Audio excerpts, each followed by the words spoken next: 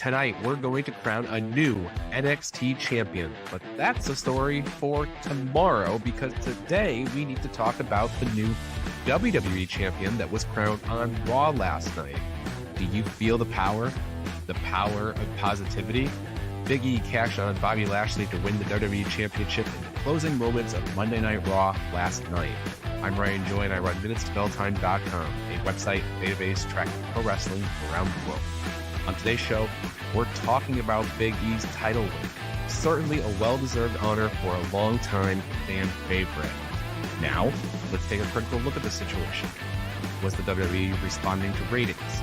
Did the Monday Night Football start? We'll look at the pros and cons of the title switch last night. Travis Severance is in the house. We also have headlines from the last 24 hours in segment 2, and this is the Daily Wrestling News Show for September 14, 2021, where we sort through all the bullshit in wrestling news to find you the truth.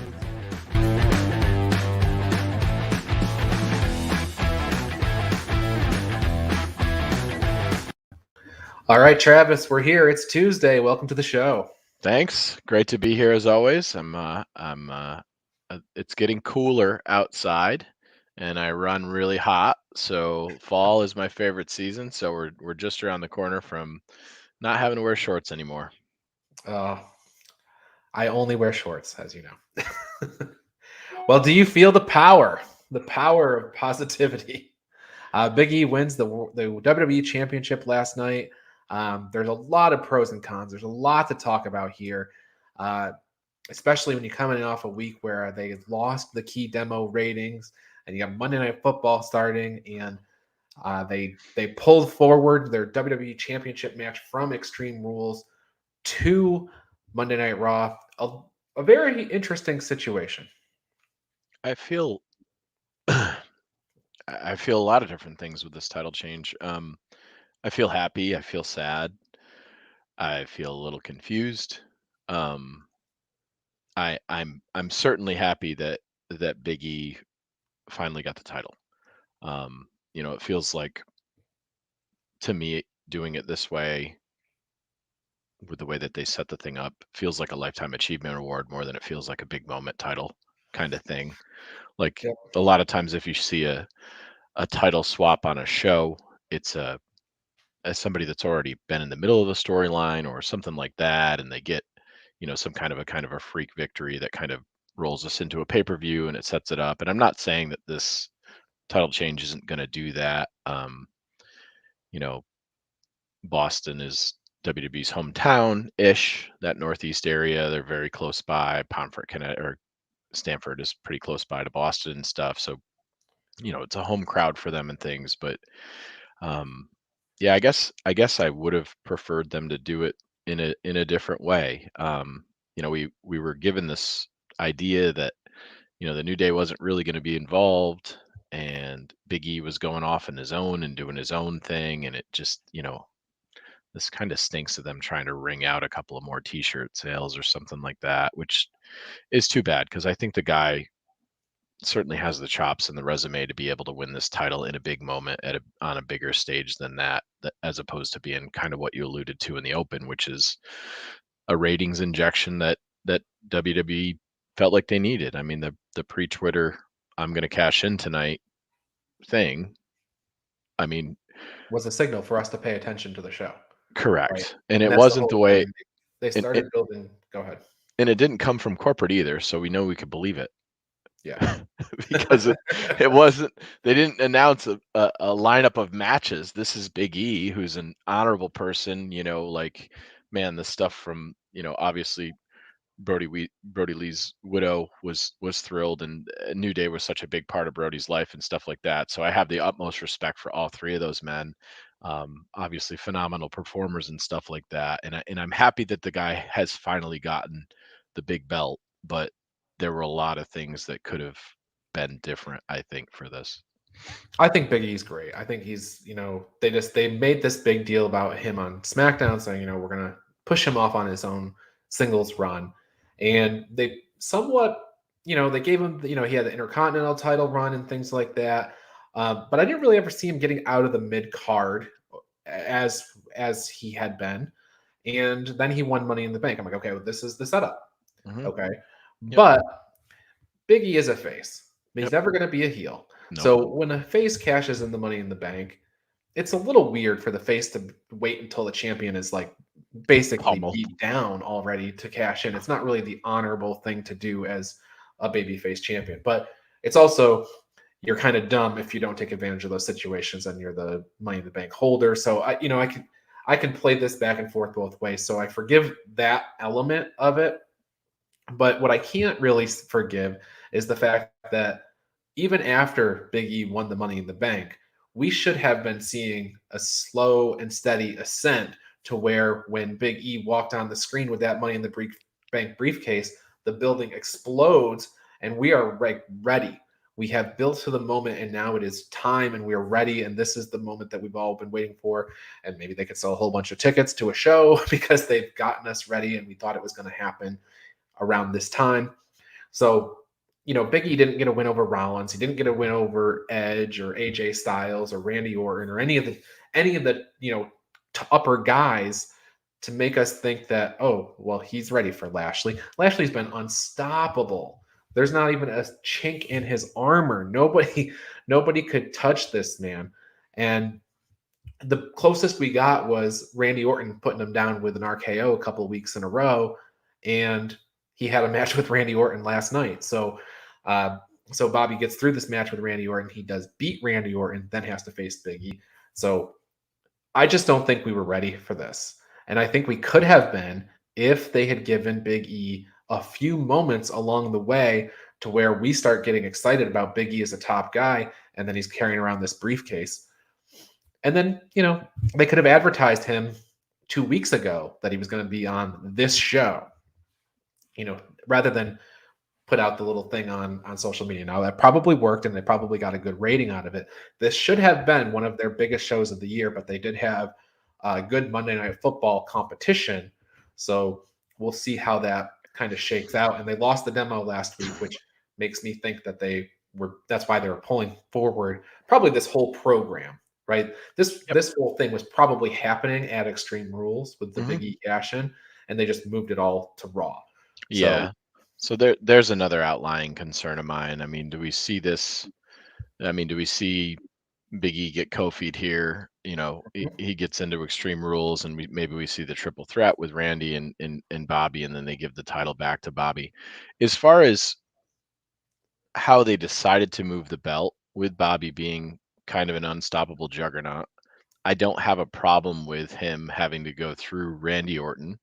Randy Orton is a top guy, has been a top guy for a long time. It was a fine match. I didn't enjoy the Lashley match versus Big E. I thought that I think the two of them could have done that match better with more time and in a different situation and things. So I don't have as much of an issue with Lashley winning or with Big E winning the title that way. Lashley was through that match, but I mean, hadn't we seen Lashley take on a handful of guys at the same time in the past and different things like that? Like, he's a big dude, so if you're gonna move it off of him, they're in really hard spots for Lashley or Roman to try to move the title off of anybody. So this sort of, and I agree with you, face opportunist is kind of a oxymoron, right? But it wasn't like he wasn't honest in the first segment and he said he was going to do that thing. I mean, I don't know. I felt like line of the night was, I got a title shot because I'm Randy Orton and I'll get a title shot whenever I want. And there's a whole lot of truth to that line. But yeah, my point of us also not being ready is I felt like they got us ready for this earlier this year when Bobby beat up Kofi and then he beat up Woods. He took them both off television for a while. At that point, it's like, okay, clearly Big E is going to come in here and try to save the day. And, maybe he'll even get a title shot where he doesn't have to cash in the briefcase. But that point, I felt like we were more ready than we were last night. We were there. Even at that point, I would have liked to see Big E get some wins. Sure. And it may even have been before he won the Money in the Bank. There's a world where how much more interesting would it have been if Hurt Business was still around, Sure. and he could have came through and beat on those two guys on the way to Lashley eventually. And then, I mean, obviously we're fantasy booking here, so it's irrelevant because we're not going to get to see this. But it, to me, as somebody that likes a good cohesive story, yeah, when you've got Wood smashed off the Hell in the Cell and different stuff like that, Biggie the Giant comes in and he can be angry and more pissed off then because he's got his comrades that are down. It's a whole reason. Then you're like, okay, we said we are going to pull him away from New Day, but we're bringing him back just for this thing to feature in this storyline because he's coming to the rescue. Awesome. I'm great. Yep. Some other things I have to mention because I think it's very important to the story is that I mentioned, I think this is partially them breaking glass a little bit and saying, okay, well, Monday Night Football is starting and we have to do something big to attract fans and stuff. So what if Raw doesn't continue up? What if Raw starts sliding back down? Is Big E like the manufactured scapegoat for the situation? And we can say, oh, that was an experiment that didn't work. Well, there was a lot of things that didn't work. It wasn't just Big E's title reign.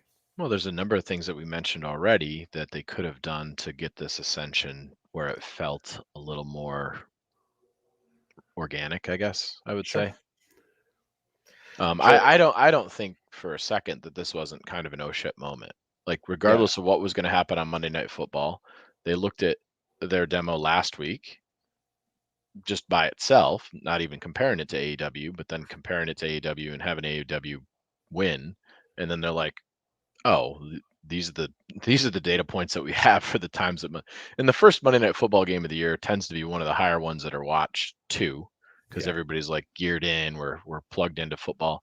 So it'll be interesting to see what the number ends up being with them, breaking the glass a little bit, pre-exposing the fans to the fact that Big E said he's going to do this thing. So I don't know. When I saw that tweet, there wasn't 1 ounce of me that said he's not cashing in, and felt more genuine. Yep. there wasn't an ounce of me that didn't think he wasn't going to end up winning, because I don't think they were going to waste that.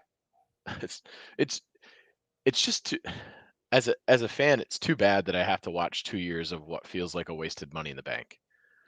Yeah. Well, the Miz, horrible. You mean Otis? Yeah. Well, that was the Money in the Bank. Otis's win into Miz's cash in, and Miz teased it and teased it and teased it. But Miz was on the heel side of the thing, so he was going to be doing that the whole time. Sure. Now Big E is the face, and when he says he's going to cash in, at least cashing in. That's a promise, right? Yep. So, Yep. So I mean, good for Big E. Congratulations to Big E. Yeah. Well deserved. I hope they book him through this. I hope he goes on a run, and this isn't just thanks for the memories. Yeah, I kind agree. of thing. I do think, but I'm nervous.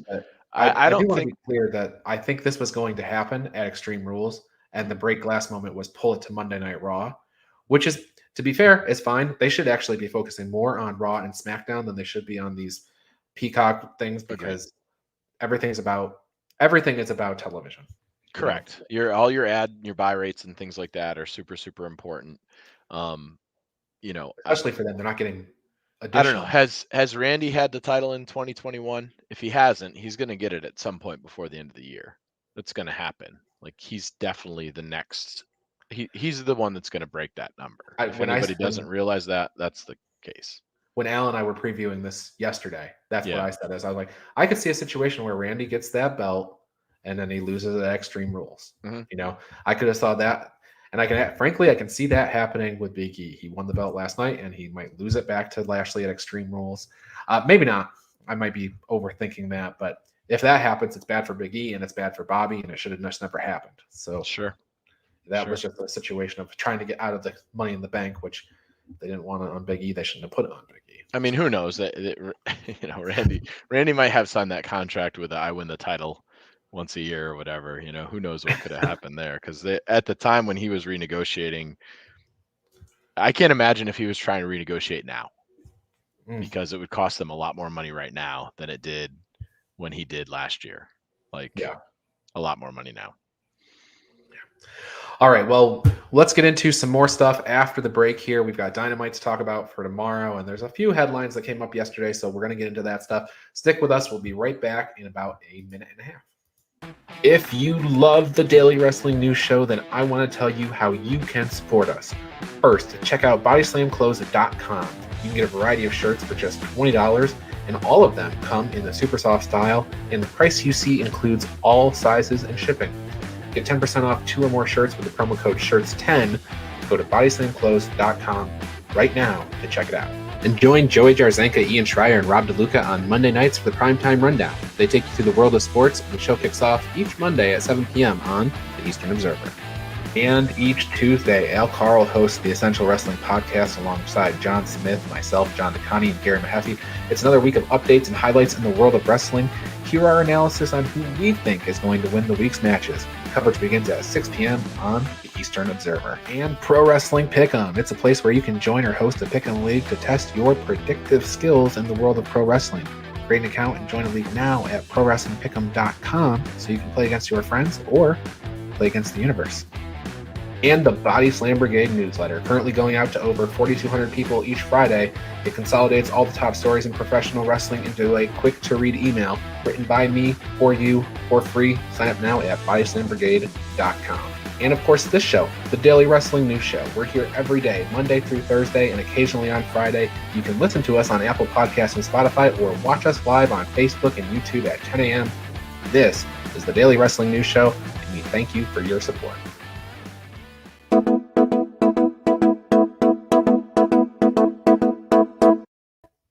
Okay, into the headline portion of the show. WWE announced their draft is scheduled for October 1st in Baltimore for SmackDown and October 4th in Nashville for Monday Night Raw. A lot of speculation out there about who's going where and whatnot. Drew McIntyre can't wrestle Bobby Lashley, but now Biggie's the champion, so maybe he can go there. But he's also been relegated to the mid-card, so I don't know what's going on with Drew. So, the draft. I'll save you a lot of time. Drew's on his way to SmackDown. Drew's on his way to SmackDown. Edge is on his way to Raw. That's what I think is. I'm sure they're going to shuffle everything up. But the funny thing about the draft, we'll see with Edge though. I think I'm worried about him. I think the thing now though is that they have networks that they have to keep happy. It's a very different situation than when SmackDown and Raw were both on NBC. Correct. This is talent trade and the legit drafts. Like they have to talk with each other about who goes where and does what. And there's ad partners that are going to pull for certain people based on demos and things like that too. So yeah, it's a real draft. A funny thing is that it has been a long time since I have considered myself as WWE's primary customer. WWE's primary customer is NBC and Fox. Absolutely. So they need to make them happy. NBC and Fox's happiness is way more important than my happiness. 1,000%. On subject of Raw, Shayna Baszler versus Nia Jax set for next week. Can you believe it? After all this time, that match is going to happen for the first time of probably 37 times next week. Shayna Baszler's lost 15 times on Raw this year to a roll-up. There you go. Well, I don't think it'll be a roll-up that Nia Jax beats her with. I don't see how that'll... Could you imagine a situation where Nia Jax gets an inside cradle on Shayna Baszler? I'm not sure if it physically... I cannot. I think Shayna Baszler is phenomenal. I think what they've done to her since she's come up has been tragic. That's true. Yep. Impact Wrestling announced a Knockouts Knockdown with the return of knockouts like Christy Hemme. And the event's going to feature a monster ball to honor the late Daphne. The show is being taped this weekend, and it will air on Impact Plus on October 9th. Mercedes Martinez is set to make her debut at the show as well. So it's a all-female pay-per-view in the month of October with a match to honor Daphne. This is super cool. I think it puts a whole ton of pressure on Kenny Omega and Brandy Rhodes because this is two companies now featuring women, and I'm positive there's probably going to be some women's talent from AEW that are over there. You're going to have them go on NWA, and you're going to have them go on Impact and you're not going to do your own thing that feature your own women, step up. Step up. Yeah, You got a good roster. You got a full roster there now. A lot of people are healthy again. Like there is. let's make it happen. And we've seen incredible matches by, I've seen an incredible match by Layla Hirsch outside of AEW. That's what I'm saying. And Yeah. bring in, you know what, and pay off some of those favors. Bring in some of those girls from those other promotions too, and do something big because they Yeah. deserve it. Yeah, and I think they could pull that off easily. Piece Yeah. of cake, even if it was a super show. Yeah. Yep. Major League Wrestling announced that Bobby Fish, another NXT castaway, would be competing in this year's Opera Cup.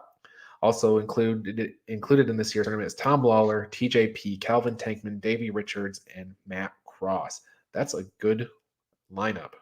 The opening and semifinal rounds take place in Philly on 10-2, along with the Hammerstone 5-2 match, which is title for title. Yeah, super smart. I mean, Court's brilliant. Bobby Fish in that lineup fits so nicely. You've got some really nice styles. Like if Fish gets against Cross, that's an interesting match that I'd like to see. Give And me Richards too. Fish Richards. Give me Fish Lawler. Like I'll take anybody there. The odd person to me is Calvin Tankman. Not that I don't like him as a performer, but if I look at this from a Josh Barnett's Bloodsport, he certainly feels like the guy on the Kumite that's like over here versus the rest of those guys. And I guess I could say the same thing about TJP sort of being on the smaller scale. So maybe that's what we're going to get a little bit of. But interesting. There's not a dud there. The thing about TJP, though, is he's a very, very good technical wrestler when you get him on the mat. Yep. And that's what I'm seeing with your Tom Lawlers and your Davey Richards. Mm-hmm. So yeah, this feels akin to Pure to me a little bit, Yeah.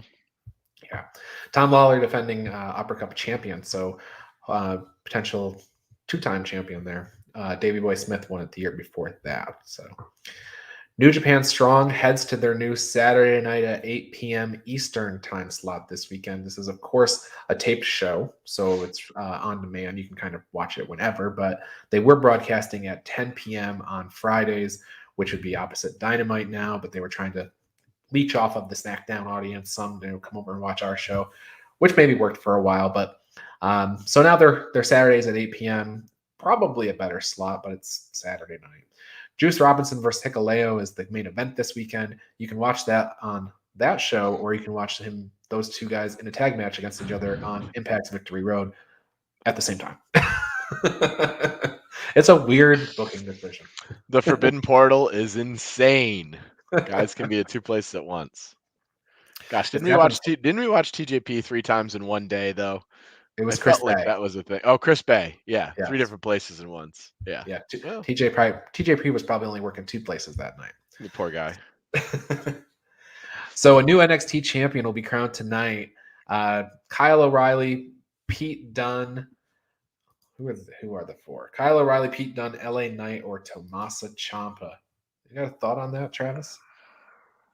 I think Ciampa, he's old man Ciampa. He's had the belt a million times. Doesn't really fit the mold of what the new, the new vision is. I mean, he had He had that Goldie promo again last week. Yes, he did. He's obviously an NXT lifer and stuff. Is he super interesting to me? No, I think the more interesting thing would be Kyle O'Reilly, but it's hard for me to not like LA Knight. Like I just like LA Knight. That's he'd be a great champion for them to kick off a new brand. I mean, the biggest difference between him and I feel like the other 3 competitors is on the stick. He's flawless. Yeah. And I think if you're going to transition your brand over and you're going to do some different stuff, if you don't have a champion that's great on the stick, you're setting yourself up for a rough time. So I my money from an intelligence perspective would be to put it on LA Knight, but I do, Ciampa is neat to kind of lead them into the next generation, but who knows how long he's going to be around, and I think it depends on if they give it to Kyle O'Reilly. I think it tells you how they feel about Kyle O'Reilly as an investment in the future. If Kyle O'Reilly doesn't get this belt, I don't think he's long for NXT. Well, and you have Pete Dunne in there too. Sure. Pete Dunne is the youngest cruiserweight by a long shot. Long time UK thing. I think his contract is coming up as well. It is, yeah. So his contract's coming up. Johnny Gargano's is coming up in December as well. But I like the idea of LA Knight, and BJ mentioned that in one of the conversation threads that he likes LA Knight in that spot. My only thing is when I look at LA Knight, is like maybe they put it on him for a short period of time and then call him right up to the main roster, because LA Knight, Eli Drake, he's 38 years old. He's not young and new. So he is a project, he's probably going to be a short-term project in NXT, and they've got to get him up there right away. Yeah, I would agree with that, and they could use another heel up there to either show that's good on the stick, because it's sadly there aren't a lot of good mic guys right now in WWE. Small handful, and he's very good. Say what they're, have to say. I know it's a scripted thing, but yeah, LA Knight would be interesting up there. Yeah. AEW Dark Elevation had 8 matches last night. They all went the way you'd expect. Results are up on the front page at minutestobelltime.com. Travis Dynamite tomorrow night. Adam Cole's in-ring debut against Frankie Kazarian. I think that's Frankie's role, right? He did the Christian Cage first match. So now this one, if it goes 18 minutes, I don't think anybody's gonna be standing back saying maybe they should have gone 12. I think this is going to be a good match. Yeah, I agree with that 100%. And I'm going to give Adam Cole a whole lot of credit. Man, has he been professional during this transition? Going out of his way to really make sure that people realize that he appreciated his time in WWE. Just a consummate professional. As somebody that's an AEW fan, I can appreciate them grabbing people that are just quality talent in their character and their person that they are is really good. Yeah, the Elite Hunter, I think this is a great role for Frankie. I think you got him in there working. Now Frankie's going to be a little bigger than Adam, but Adam surprisingly is pretty young for that locker room. He's like mid-bottom for that locker room, so there's a lot of years that we can end up getting out of Adam. I don't think Adam loses this match. I'm not sure if he wins clean, and I don't care. I don't think that's important at all. I love the new entrance music for him. And Frankie's just very underrated. I thought they were going to give him a little bit more with this Elite Hunter thing. I wish they would give him a little bit more. I know he's up in years and things like that. But he's more interesting to me now than he was when he was tag champ, for example. Yeah, he hasn't gotten a W, I don't think, on the main shows, on Dark and stuff like that. Yes, but he hasn't got a good signature win as this character.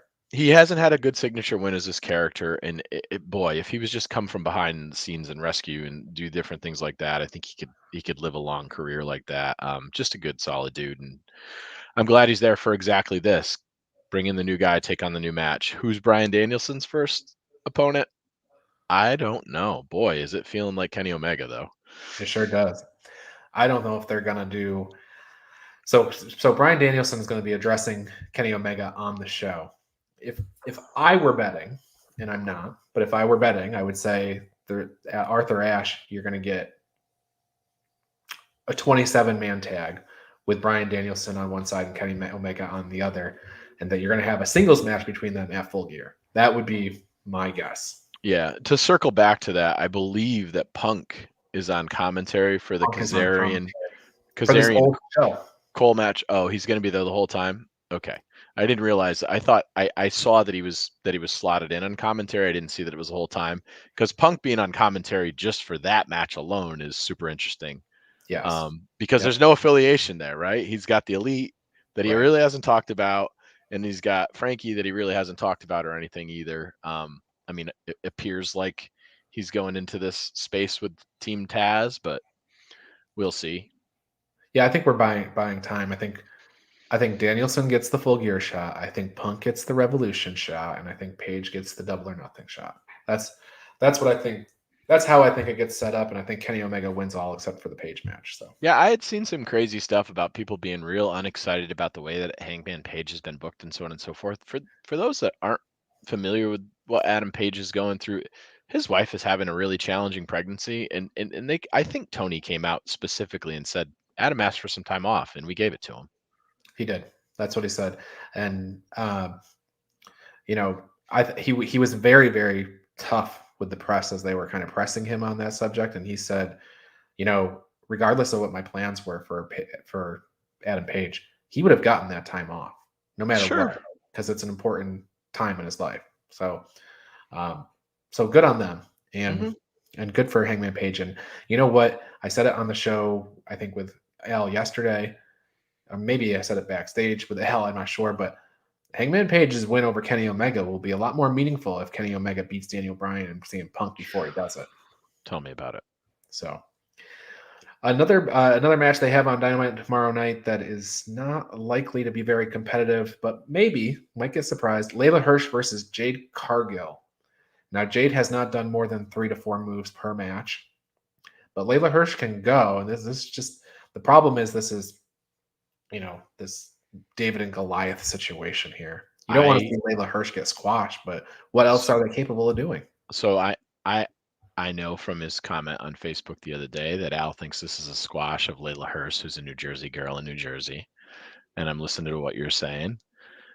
And I don't think it's going to be the squash that you guys maybe think it's going to be, because you don't put her in NWA against Camille the way that you did, and you show her that way on that show to bring her in and have Jade just crumble her, because they're essentially the same wrestler.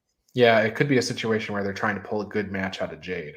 Now Jade wins in the end, but it's a show out for Layla Hirsch. I think this match is very, very important for where Jade Cargill goes from here.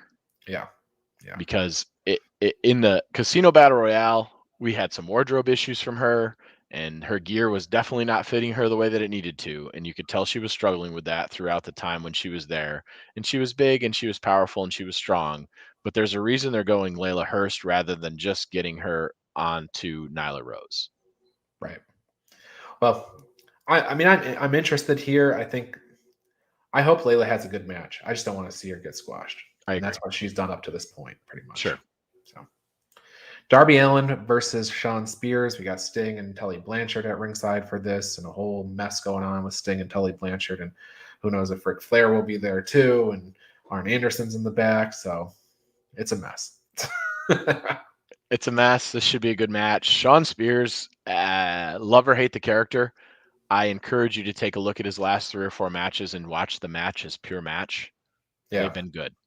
I liked the 6-man tag last week that ended with Shawn Spears getting the pin there. 6-man tag was good. His Guevara match was really good. There's been a handful of matches that people can't get away from his mediocre character. He doesn't win very often, but man, watch him in the ring. Watch what he does in the matches. I thought he was great in the Guevara thing, calling out the fiance and different stuff like that, like really showing out a little bit more on the character.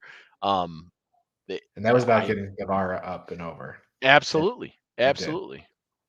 Yep. Minoru Suzuki and Lance Archer, Suzuki Goon, will be issuing a new challenge to Jon Moxley. Not sure what it is, but you can probably presume it's for a tag match, and it's probably going to be at Arthur Ashe, and it'll be a big Eddie Kingston moment. So maybe we'll see Eddie Kingston. Maybe we'll see somebody else from that area too. Never know. Yeah. Okay, that's Dynamite for tomorrow. NXT tonight, we have the championship match we just talked about. The Kyle O'Reilly, Pete Dunne, LA Knight, Tommaso Ciampa. We will have a new champion there. Frankie Monet versus Raquel Gonzalez for the women's championship. Well, I would at first say this is Raquel Gonzalez with a runaway here. I like what Frankie Monet looks like against the backdrop of the new NXT in terms of full presentation and everything. So maybe Frankie runs away with this. They send Raquel up to be Eva Marie's new heavy since Dewdrop's moved on, and that's that. Yeah, the Iconics died for Eva Marie versus Dewdrop.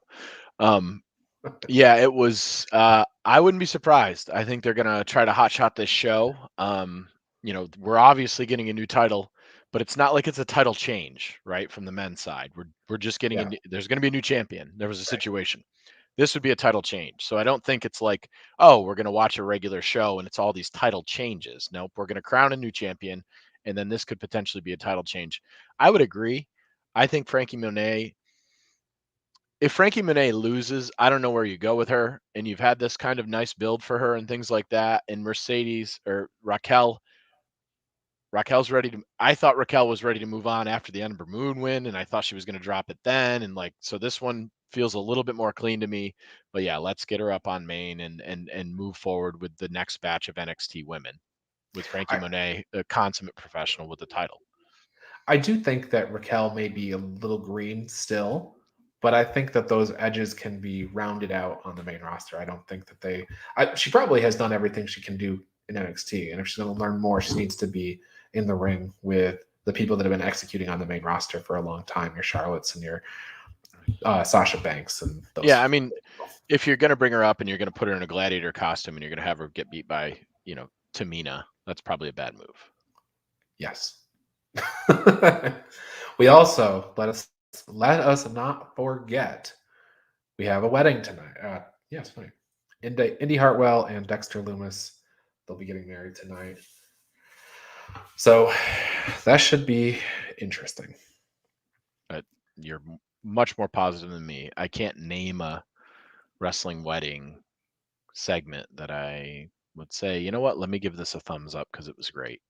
Yeah, I agree. And I'll throw in contract signings is the same to me. I'll throw in including Miro or Kip Sabian and Penelope Ford. I didn't really care that much for that one either. Nope. Some funny, humorous moments, but pretty much trash the way that all of them are. Pretty much. All right. Well, that said, anything else you want to talk about in wrestling? I don't have anything. Looking forward to UK this week, like I do every week. NXT UK has kind of been my new anchor post. So I got my Noam Dar in action shirt on today. Hopefully everything goes well with his match and stuff. And I'm interested to see what the UK brand does. It's curious to me that they're doing, the stateside swap and the rebranding and so on and so forth. And there's no conversation about the NXT UK thing, and who knows what's going on there. Maybe they're not changing them. And you know what? I honestly think if it's not broke, please don't hurt business this. No reason to fix it, guys. Just leave UK alone. I don't even know how. I don't even know under the assumption that Vince McMahon knows it exists. That's the thing. Don't tell him. Don't tell the folks in Connecticut that it even exists. Just let it go, guys. It's like Main Event. It's my favorite show. Like, just leave it alone. All right. That said, we're going to get out of here. Join us tomorrow. John Smith will be here. We'll be talking about whatever the new NXT paint splatter business looks like. For Travis, I'm Ryan. Catch you tomorrow. Double Dare.